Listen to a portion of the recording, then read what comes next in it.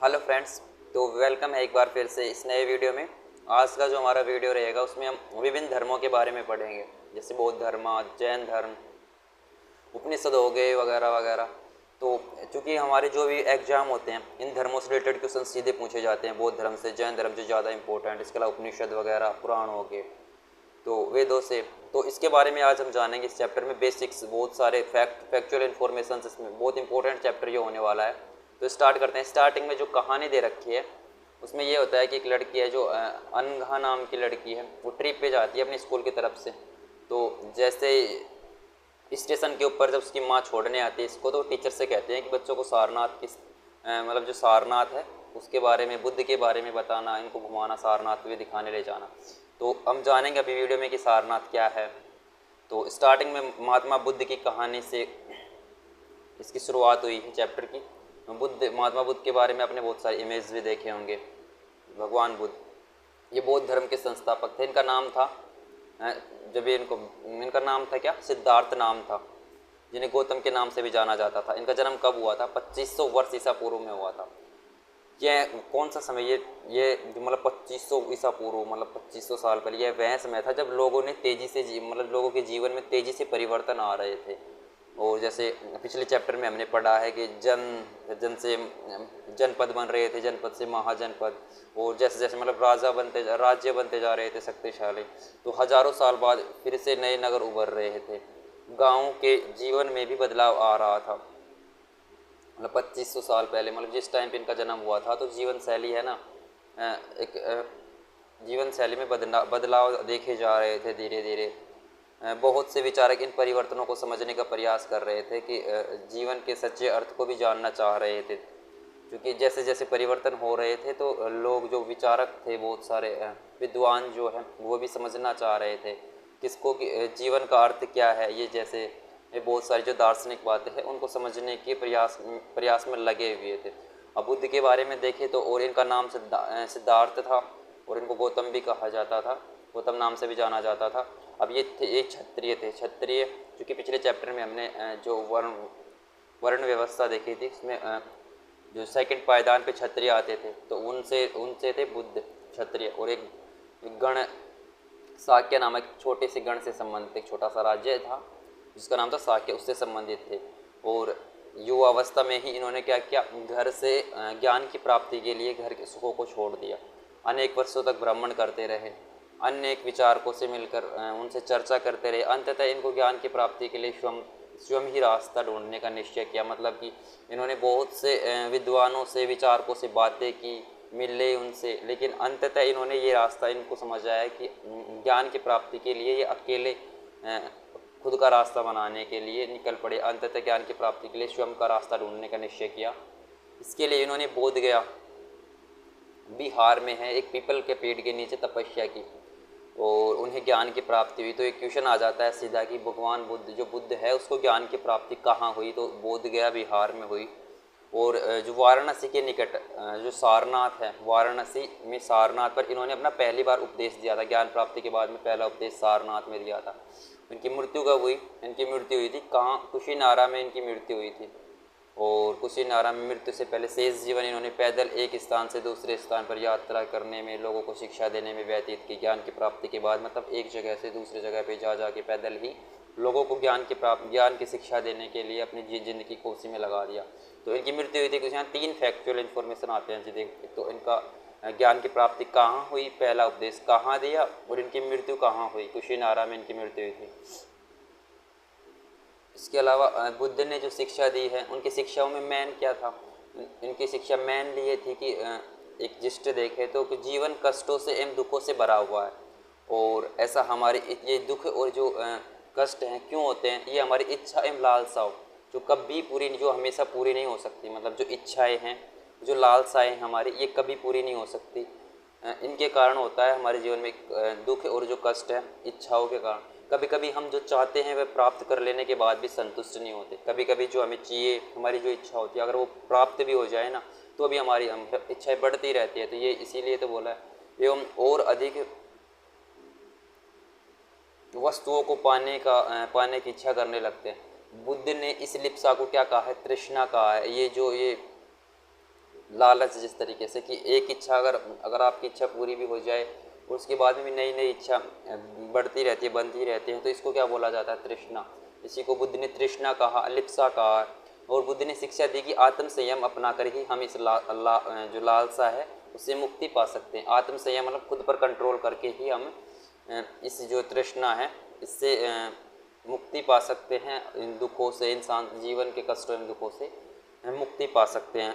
उन्होंने लोगों को दयालु होने एवं मनुष्य के साथ साथ जानवरों के जीवन का भी आदर करने की शिक्षा दी। वे मानते थे कि हमारे जो कर्म हैं, हमारे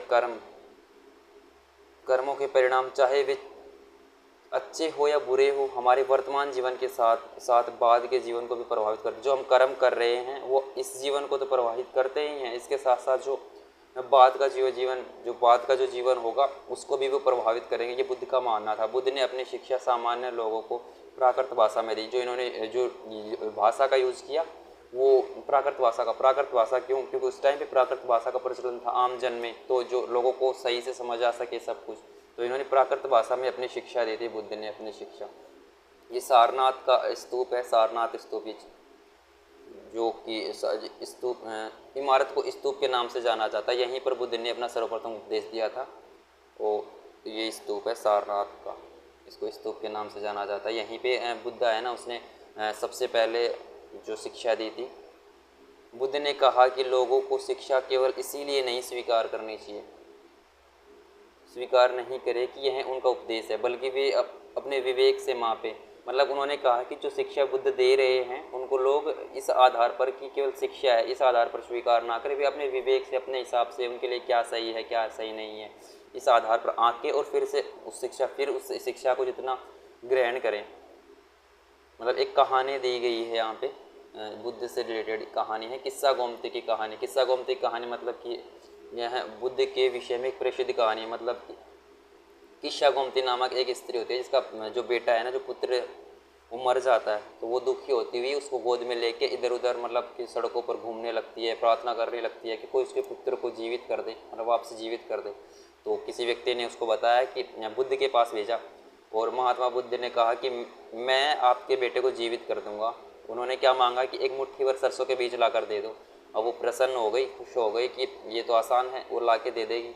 लेकिन जब वो जाने लगी तो बुद्ध ने उससे कहा कि ये जो सरसों के जो दानों की आप लेके आओगे, ये जो मुट्ठी भर सरसों के बीज, ये उस घर से लेके आना जिसमें पहले कभी किसी की मृत्यु नहीं हुई हो। तो वह जाके भटक के आ जाती है कि उसको समझ भी आ जाता है कि ऐसा कोई भी ऐसा घर नहीं था जहाँ किसी न किसी की मृत्यु नहीं हुई हो। किसी के परिवार में कोई भाई बहन, दादा दादी, माँ, किसी न किसी की मृत्यु हुई थी। तो ये बुद्ध से रिलेटेड एक कहानी थी। इसके बाद नेक्स्ट जो है उपनिषद जिस समय बुद्ध उपदेश दे रहे थे उस समय पे उससे भी थोड़ा पहले से ही अन्य चिंतकों भी कठिन प्रश्नों का उत्तर ढूंढने का प्रयास कर रहे थे। अब ये चिंतक कौन से प्रश्नों का उत्तर ढूंढने का प्रयास कर रहे थे? ये कर रहे थे कि मृत्यु के बाद के जीवन के बारे में जानना चाहते थे, जबकि अन्य लोग जो यज्ञ की उपयोगिता के बारे में कुछ तो जानना चाहते थे कि मृत्यु के बाद हमारे जीवन कैसा होता है, और यज्ञ की उपयोगिता, यज्ञ करते हैं तो इसका कोई फ़ायदा भी है या नहीं। तो अधिकांश चिंतकों का मानना था कि विश्व में कुछ तो ऐसा है जो स्थायी रूप से मृत्यु के बाद में बचा रहता है। ये ऐसा समझते थे कि ये चिंतक थे कि कुछ तो ऐसा है ही जो मतलब मृत्यु हो जाने के बाद भी शेष बच जाता है। इसको क्या नाम दिया गया? इसको नाम दिया गया आत्मा, ब्रह्मा या सार्वभौम आत्मा का रूप दिया गया, जिसे हम आत्मा या ब्रह्मा एक ही है। और ये मानते थे कि जो आत्मा है और जो ब्रह्मा है, जो भगवान है, जो ब्रह्मा है, वो एक ही है। ऐसे कई विचारों का संकलन उपनिषद में हुआ है। उपनिषद उत्तर वैदिक ग्रंथों का हिस्सा थे। उपनिषद का शाब्दिक अर्थ होता है गुरु के समीप बैठना। उपनिषद क्या है? उत्तर वैदिक जो ग्रंथ थे, एक वैदिक के बाद उत्तर वैदिक, ऋग्वेद के बाद में जो बने उनको उत्तर वैदिक ग्रंथों का हिस्सा थे। और इसका मतलब क्या होता है? इसका मतलब गुरु के पास में बैठना। इन ग्रंथों के अध्यापकों विद्यार्थियों की बातचीत का संकलन किया गया, मतलब आपस में जो वार्ताएं होती थी शिक्षकों के बीच में, स्टूडेंट्स के बीच में, उस टाइम के अध्यापकों विद्यार्थियों के बीच में, तो उनका संकलन किया गया। प्राय ये विचार सामान्य वार्तालाप के रूप में प्रस्तुत किए गए।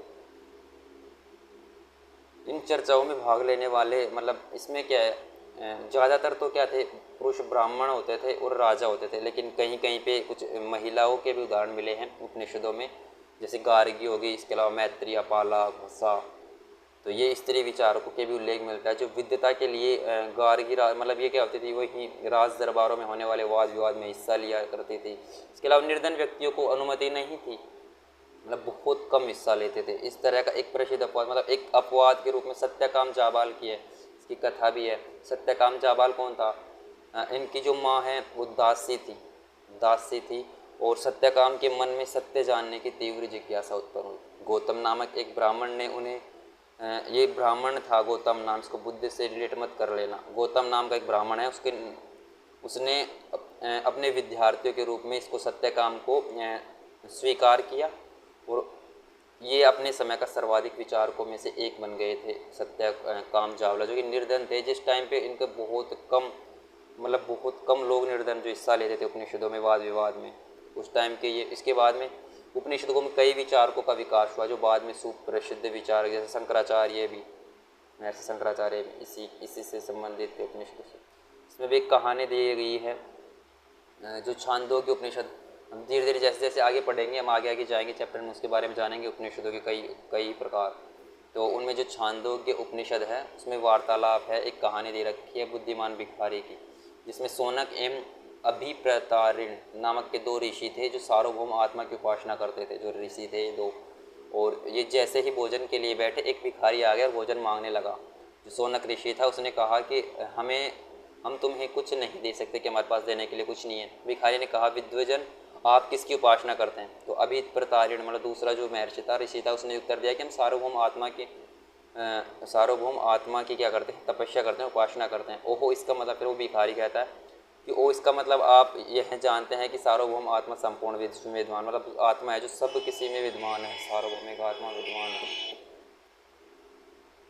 अगर यह सार्वभौम आत्मा संपूर्ण विश्व विद्वान है तो यह मेरे अंदर भी विद्वान है, और मैं कौन हूँ? मैं इस विश्व का ही एक भाग हूँ। तो तुम सत्य बोलते हो, फिर मतलब ये वो बताता है कि आप आत्मा की उपासना करते हो और विश्व जो आत्मा है संपूर्ण विश्व में विद्वान है, और उसी विश्व का एक मैं हूँ, मतलब मैं भी एक आत्मा हूँ। तो आप मेरे को भोजन दे के ठीक नहीं कर रहे, मतलब आप। तो अंत में ये उसकी बात को मान लेते हैं और इसको क्या करते हैं, ये ऋषियों मतलब उसको भोजन दे देते हैं, उसे सार्वभौमिक आत्मा को भोजन देने से, जो मना कर रहे थे उसको भोजन दे देते हैं। तो ये इसकी कहानी थी एक, जो छांदोग्य उपनिषद से ली गई। और नेक्स्ट जो है हमारा पाणिनि ने संस्कृत भाषा में व्याकरण की रचना की थी। उनकी प्रसिद्ध विद्वानों में से एक है, पाणिनि ने संस्कृत भाषा में व्याकरण की रचना की थी। उन्होंने स्वरों एवं व्यंजनों को एक विशेष क्रम में रखकर उसके आधार पर सूत्रों की रचना की। ये सूत्र बीज गणित के सूत्रों में काफ़ी मिलते जुलते थे। इनका प्रयोग कर उन्होंने संस्कृत भाषा के प्रयोगों से नियम लघु सूत्रों के रूप में लिखे। मतलब ये पाणिनि की जो संस्कृत में व्याकरण की रचना की थी, महर्षि पाणिनि ने। इसके अलावा जो लगभग 3000 साल पहले लघु सूत्रों की रचना। जैन, नेक्स्ट जो पढ़ेंगे हम जैन धर्म के बारे में पढ़ेंगे। जैन धर्म के संस्थापक कौन थे, ये कमेंट सेक्शन में आप बताएंगे। जैन धर्म के संस्थापक कौन थे?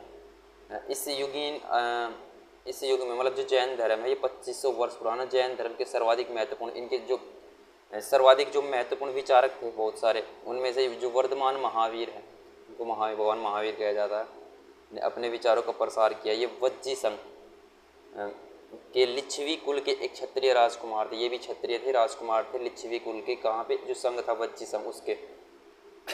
इस संघ के विषय में तुमने अध्याय 6 में पढ़ा है, मतलब पिछले जो चैप्टर था हमने वज्जी संघ के बारे में जाना था कि मगध के पास में जो था।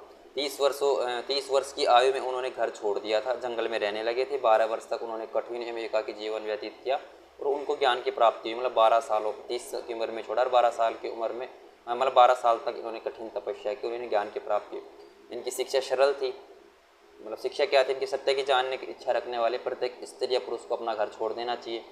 और उन्होंने अहिंसा के नियमों का कड़ाई से पालन किया। मतलब किसी भी जीव को न तो कष्ट देना चाहिए, न उसकी हत्या करनी चाहिए, मतलब हत्या करनी चाहिए, चाहे वो कितना मतलब कैसा भी जीव हो, चाहे वो उसकी हत्या, मतलब कठोर अहिंसा के नियमों के कड़ाई से पालन किया है इन्होंने।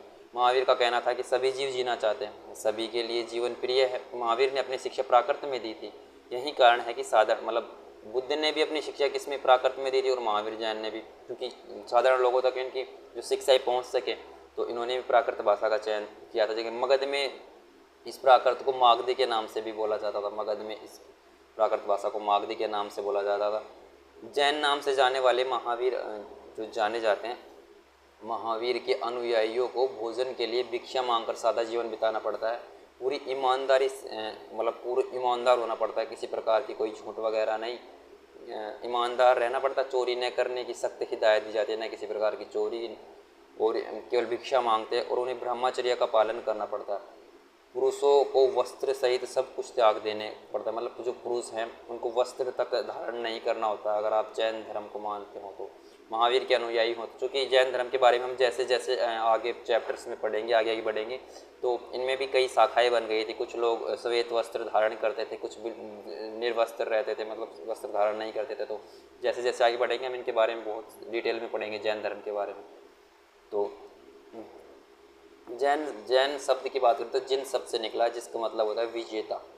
और ज़्यादातर लोग मानते कौन थे इसको, इस धर्म को? व्यापारियों ने जैन धर्म को बहुत बड़ा समर्थन दिया है। और मतलब भिक्षु भिक्षुणी के नाम से इनके जो अनुयायी होते थे उनको भिक्षु भिक्षुणी के नाम से जानते थे। और ये मतलब भिक्षा मांगकर अपना जीवन यापन करते थे। किसानों के लिए इनके नियमों का पालन अत्यधिक कठिन क्यों था? क्योंकि उनसे हत्या ही हो जाती थी। फसल की रक्षा करने के लिए कीड़े मकोड़ों को मारना पड़ता था, मर जाते थे कीड़े मकोड़े मर सॉरी। बाद में जैन धर्म उत्तर भारत के कई हिस्सों में, जैसे गुजरात में, तमिलनाडु, कर्नाटक में भी फैल गया। महावीर और उनके अनुयायियों की जो शिक्षाएं थी कई शताब्दियों तक मौखिक रूप में रही, मतलब मुँह जुबानी जिसको बोलते हैं हम। लेकिन जो वर्तमान रूप में जब जो जैन शिक्षाएं उपलब्ध हैं, ये 1500 वर्ष पूर्व कहाँ लिखी गई थी? गुजरात के वल्लभी नामक स्थान पर लिखी गई थी। एक इम्पोर्टेंट, अगर इसको मार्क कर सकते हैं कि 1500 वर्ष जो पूर्व है, गुजरात के वल्लभी जो स्थान है वहाँ पे जो अब जो जैन धर्म की जो शिक्षाएं हम पढ़ते हैं, जो भी इनसे रिलेटेड जो भी ग्रंथ जो पढ़ते हैं, वो लिखे गए थे वल्लभी में, गुजरात के वल्लभी में लिखे गए थे 1500 वर्ष पूर्व। अब संघ क्या होते हैं? संघ क्या होते हैं? संघ मतलब दोनों धर्म थे, जैन धर्म, बौद्ध धर्म, तब उनके जो अनुयायी थे उनके रहने के लिए, मतलब वो एक साथ समूह के रूप में उनके सारे अनुयायी रह सके, इसके लिए एक संगठन बना दिया गया जिसको संघ बोलते हैं। संघ नामक संगठन बनाया गया जहाँ घर से त्याग करने वाले लोग एक साथ रहते थे। दोनों की बात है, ये महावीर और बुद्ध दोनों का ही ये मानना था। क्योंकि जो बुद्ध धर्म के जो भिक्षु भिक्षुणी थे उनके लिए जो रहने के लिए जो नियम बनाए गए थे वो विनय पिटक नामक ग्रंथ में बनाए गए थे। बौद्ध भिक्षुओं के लिए विनय पिटक से हमें पता चलता है कि संघ में पुरुषों स्त्रियों में रहने की अलग अलग व्यवस्था थी। सभी व्यक्ति संघ में प्रवेश ले सकते थे। अब वे प्रवेश कैसे ले सकते थे? जैसे अगर बच्चों को अगर प्रवेश लेना हो संघ में तो उनको माता पिता की अनुमति, दासों को अपने स्वामी की, और राजा के यहाँ काम करने वाले जो भी लोग थे उनको राजा से अनुमति चाहिए। कर्जदारों को अपने देनदारों की अनुमति लेनी होती थी। और अगर स्त्री को अगर संघ में प्रवेश लेना है तो अपने पति की अनुमति लेनी होती है। और ये जो संघ में रहने के लिए जो नियम, रूल, रेगुलेशंस है वो विनय पिटक में लिखे गए हैं। क्योंकि अभिधम पिटक, सुत्त पिटक और विनय पिटक ये बौद्ध धर्म के प्रमुख साहित्य ग्रंथ हैं, जिनमें अलग अलग लिखे, किसी में बौद्ध की शिक्षाएँ लिखी गई हैं। तो जो विनय पिटक है उसमें जो संघ में रहने के लिए भिक्षुओं के लिए, जो बौद्ध भिक्षु उनके नियम, वहीं संघ में प्रवेश वाले स्त्री पुरुष बहुत सादा जीवन जीते थे। वे अपना अधिकांश समय किसमें ध्यान लगा के बिताते थे और एक निश्चित समय के लिए भी शहरों एवं गाँवों में जाकर भिक्षा मांगते थे। यही कारण है कि उन्हें भिक्षु भिक्षुणी साधु भिखारी के प्राकृत शब्द है, भिक्षु भिक्षुणी के रूप में जाना जाता, मतलब कहा जाता। वे आम लोगों को शिक्षा देते और एक दूसरे की सहायता भी करते थे। किसी तरह की आपसी लड़ाई का निपटारा करने के लिए प्राय बैठ के भी करते थे। संघ में प्रवेश लेने वाले ब्राह्मण, क्षत्रिय, मजदूर, नाई, गणिकाय, दास, मतलब किसी प्रकार का कोई ऐसे जातिवादी वगैरह का भेदभाव नहीं था, कोई भी प्रवेश ले सकता था। इनमें से कई लोगों ने बुद्ध की शिक्षाओं के विषय में लिखा। कुछ लोग संघ में अपने जीवन के विषय में सुंदर कविताओं की रचनाएं की, मतलब संघ में रहकर कुछ लोगों ने बहुत सारी रचनाएं लिखी। ये विहार, अब विहार क्या होता है? चूँकि ये जो संघ में रहते थे, जो भी संघ में रहते थे जैन एवं बौद्ध धर्म के भिक्षु, वो एक स्थान से दूसरे स्थान पर घूमते हुए उपदेश दिया करते थे। और जब वर्षा ऋतु, मतलब जो 4 महीने के लिए जो वर्षा ऋतु होती है, उसमें ये एक जगह रुक के मतलब एक जगह रुक जाते थे, क्योंकि उस टाइम पे यात्रा करना कठिन हो जाता था। तो एक स्थान पर निवेश करते थे, एक स्थान पर निवास करते थे, मतलब स्थायी रूप से। ऐसे समय में भी अपने अनुयायियों के द्वारा क्या तो उद्यानों मतलब गार्डन बगीचों वगैरह में रहते थे या अस्थायी निवासों में रहते थे, पहाड़ी को काट कर प्राकृतिक गुफाओं में रहते थे। क्योंकि जैसे जैसे समय बीतता गया भिक्षु भिक्षुणी जो हैं वे स्वयं अपने समर्थक स्वयं स्वयं या अपने समर्थकों ने, उनके जो समर्थक थे उन्होंने स्थायी शरण स्थलों की आवश्यकता का अनुभव किया कि भाई बहुत सारे राजा वगैरह थे, उन्होंने भी वो स्थायी शरण स्थल बना दिए कि जैसे वो 4 महीने जो रहते हैं इनके वर्षावास, इनको वर्षावास बोलते हैं, जिनमें ये स्थायी रहते हैं। इसके अलावा तो जो शेष 8 महीने होंगे वर्ष भर ये एक स्थान से दूसरे स्थान पर घूमकर शिक्षाएं देते रहते हैं। तो ये उनके लिए स्थायी शरण स्थल की आवश्यकता का अनुभव किया इनके समर्थकों ने, और इन्होंने खुद ने भी, दोनों धर्मों के। तब कई शरण स्थल बनाए गए, इनको क्या बोला गया, विहार। विहार क्या थे, संघ जो रुकने के लिए, संघों के रुकने के लिए, मतलब भिक्षु भिक्षुओं के रुकने के लिए एक स्थायी व्यवस्था थी, स्थायी जगह बना दी गई जिनको रुकने के लिए को विहार कहा गया। आरंभ में ये विहार लकड़ी के बनाए गए, बाद में इनका निर्माण ईंटों से होने लगा। पश्चिमी भारत में विशेष रूप से कई विहार पहाड़ियों को खोदकर बनाए गए हैं, मतलब पहाड़ियों को काट के भी बनाए गए हैं। एक बौद्ध ग्रंथ से ज्ञात होता है कि जिस तरह महासागरों में मिलने वाली अलग अलग जो पहचान समाप्त हो जाती है, नदियों की पहचान समाप्त हो जाती है, ठीक उसी तरीके बुद्ध के अनुयायी जब भिक्षुओं की श्रेणी में प्रवेश करते हैं तो वे अपने वर्ण श्रेणी परिवार सबको त्याग देते हैं। मतलब यहाँ एक ये 2 लाइन है, इनमें ये बताया गया है कि इसमें किसी प्रकार का भेदभाव, किसी प्रकार की व्यवस्था, जाति व्यवस्था, वर्ण व्यवस्था, किसी प्रकार के परिवार से कोई कनेक्शन नहीं रह जाता। जैसे नदियाँ समुद्र में मिलकर उनका अस्तित्व समाप्त हो जाता है, ऐसे सब एक हो जाते हैं। प्राय सभी धनी व्यापारी राजा भूस्वामी के द्वारा दान में दी जाते भूमि पर विहारों का निर्माण किया। जो दान में मिलती थी ना भूमि, उस पर विहारों का निर्माण होता था। स्थानीय व्यक्ति भिक्षु भिक्षुणों के लिए भोजन देते थे, वस्त्र दवाइयाँ लेकर आते थे, बदले में क्या थी, ये उनको शिक्षा देते थे। और आने वाले कई शताब्दियों में बौद्ध धर्म के उपमहाद्वीप के विभिन्न हिस्सों के साथ साथ बाहरी क्षेत्रों में फैलता गया। नेक्स्ट मतलब जो 10th चैप्टर, उसमें और भी ब्रीफ में हम इसके बारे में पढ़ने वाले। अब एक कंसेप्ट दे रखा है, आश्रम व्यवस्था क्या थी उस टाइम। आश्रम व्यवस्था क्या थी, बौद्ध एवं जैन धर्म में जिस समय लोकप्रिय हो रहे थे उस समय ब्राह्मणों के लिए, क्योंकि वो बौद्ध धर्म जैन धर्म एक ब्राह्मण जो थे उनके लिए आश्रम व्यवस्था का विकास हुआ। आश्रम शब्द का मतलब यहाँ उस आश्रम से नहीं है जहाँ पे मतलब ध्यान करने के लिए प्रयोग में आने वाले आश्रम से नहीं, इसका मतलब होता है जीवन का एक चरण। 4 आश्रम बताए गए, ब्रह्मचर्य, जैसे हम एज में डिवाइड करें तो जैसे 0 से 25 उम्र तक ब्रह्मचर्य, 25 से 50 तक गृहस्थ, फिर वानप्रस्थ, फिर संन्यास से 75 या 100 साल तक। जिस ब्रह्मचर्य के अंतर्गत क्या होता था कि आपको ब्राह्मण, क्षत्रिय, वैश्य हो उनसे यह अपेक्षा की जाती थी कि इस चरण में के दौरान वे सादा जीवन बिताएं, वेदों का अध्ययन करें, ब्रह्मचर्य रहें। और गृहस्थ आश्रम जो सेकंड स्टेज थी उसमें था कि आप विवाह कीजिए, आप गृहस्थ जीवन के रूप में रहिए, आप पारिवारिक बंधनों में बंधिए। तो तीसरा जो वानप्रस्थ आता था 50 साल के बाद लगभग, तो इसके अंतर्गत उन्हें जंगल में रहकर साधना करनी पड़ती थी। और जो अंतिम जो व्यवस्था थी वो थी संन्यास आश्रम की। आप सन्यासी बन जाइए उसके बाद, और आप फिर उसका जीवन त्याग, आपकी मुक्ति हो जाएगी। आश्रम व्यवस्था में लोगों को अपने जीवन का कुछ हिस्सा ध्यान में लगाने पर बल दिया जाता था। जीवन का अप्राय स्त्रियों को वेद पढ़ने की अनुमति नहीं थी। ये ब्राह्मण व्यवस्था की बात हो रही है, ब्राह्मणों की बात हो रही है, वेद पढ़ने की अनुमति। और उन्हें अपनी पतियों द्वारा पालन किए गए जो आश्रम व्यवस्था का अनुसरण करना पड़ता था कि महिलाओं को आप वेद नहीं पढ़ सकते, जैसे जैसे पति जो कर रहे हैं उनका आप अनुसरण कर सकते हो अपने पतियों को देख के। अन्यत्र मतलब एक जो एडिशनल इन्फॉर्मेशन है कि जो जरथुस्त्र क्या थे, जरथुस्त्र एक ईरानी पैगंबर थे, ईरान के पैगंबर उनके भगवान। उनकी शिक्षाओं का संकलन किसमें है, जैन अवेस्ता नामक ग्रंथ में। जरथुस्त्र हैं ईरानी पैगंबर, इनकी जो शिक्षाएं हैं वो जैन अवस्था नामक ग्रंथ में मिलती। जैन अवस्था की भाषा तथा इसमें वर्णित रीति रिवाज वेदों की भाषा एवं रीति रिवाजों से काफ़ी मिलते जुलते हैं। जरथुस्त्र की मूल शिक्षा मतलब जो इनका मूल जो क्या थे, एक मूल थीम होती है कि एक शिक्षा जो क्या थी, मूल सूत्र क्या था, वो था सद्विचार, सद्जीवन, सत्कर्म। मतलब कि हे ईश्वर, बल सत्य प्रधान था, सद्विचार प्रदान कीजिए, बल दीजिए, सत्य प्रदान कीजिए, और सद्विचार प्रदान कीजिए जिसके जरिए हम शांति बना सकें। 1000 से अधिक वर्षों तक जरथुस्त्रवाद ईरान का एक प्रमुख धर्म रहा। बाद में जरथुस्त्रवादी ईरान में आकर गुजरात में रहने लगे, भारत के महाराष्ट्र के तटीय नगरों में भी आके बसे, और वे लोग आज यहाँ पारसियों के पूर्वज हैं, जो पारसी हैं उनके पूर्वज है के रूप में आज भी हैं जरथुस्त्र। इनका जो मेन जो सूत्र था वो था एक सद्विचार, सद्जीवन, सद्कार्य। तो ये चैप्टर से रिलेटेड कुछ तिथियाँ हैं, जैसे उपनिषदों में के विचारक जैसे जैन और बुद्ध महावीर जैन 2500 साल पुराने थे, मतलब 2500 वर्ष पूर्व इनकी उत्पत्ति, इनका जन्म। और जैन ग्रंथों का जो लेखन हुआ था 1500 वर्ष पूर्व गुजरात के वल्लभी में हुआ था, हमने देखा था एक इम्पोर्टेंट।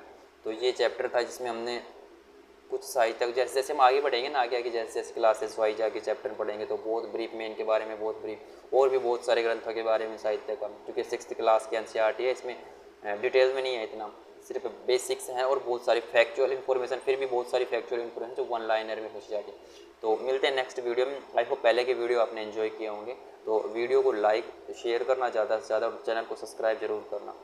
तो मिलते हैं नेक्स्ट वीडियो में, धन्यवाद।